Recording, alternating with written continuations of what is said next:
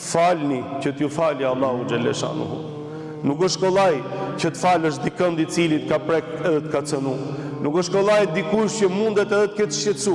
Mundet dikush edhe ta ketë marrë fytyrën mase me I vend. Dikush mundet që edhe të ka hyrë hak. Mundet dikush të ka bërë diçka që ty të kalon net pa gjumë. Mundet diçka të ka shqetësu nga dikush tjetër. E Allahu xhaleshanu thot wal kadhimin al ghayz.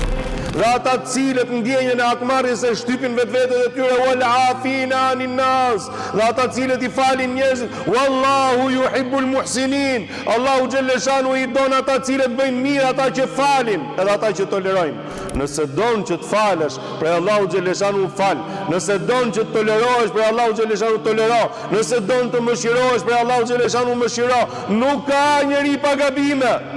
Nuk ka njeri pa gabime, nuk ka njeri pa tmeta, nuk ka njeri që nuk bën diçka pra.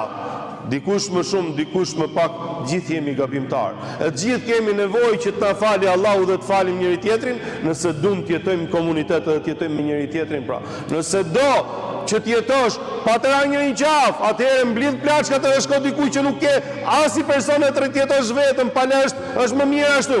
Nuk ka lidhje. Neve Islami jon na tha që njeriu më I mirë është ai I cili jeton mes e njerëzve dhe I duron mundimet e tyre, pra fal dhe toleron me lejen e Allahut xhaleshanuhu. Nëse nuk do të falim në njëri tjetrin, si pretendon që të fali Allahu xhaleshanuhu?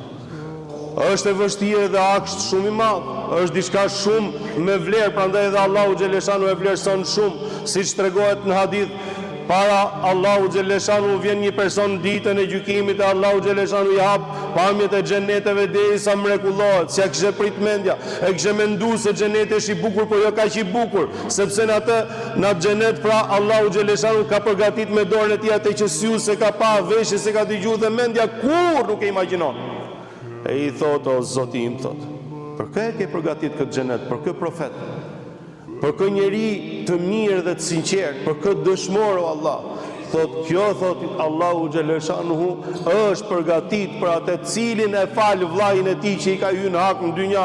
I kujtohet që dikush e ka pas lënduar dhe dikush I ka pas hyrë hak. Thot Zot, thot, nëse unë e fal tani, thot, e fitoj në xhenetin, po thot Allahu xhaleshanuhu. Kish ngel peng vllai I tij vetëm se nuk e kish val ky person pra. Imagjino, I thot Allahu xhaleshanu e bone Allah mere thot për dorë shkoni të dy në xhenet. Edhe atë e pengote me hyrë në xhenet Allalliku I vllai I tij. Po edhe ky e pengote me hyrë në xhenet falje Allahu xhaleshanu derisa të falte vllain e vet. Sa bukur I ka lidh Islami dhe feja këto gjëra. E ku janë ata cilët I dëgjojnë tekstet edhe I fusin në shpirt edhe në zemër, ata cilët I implementojnë në jetë.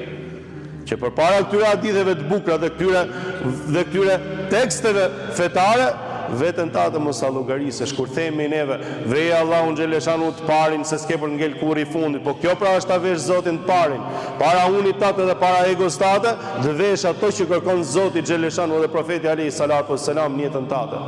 Edhe mos rish duke e mendu veten, jo po se po e fala, jo po se po e tolerova, jo po se bona se të morin në përkom se të bëjnë kështu.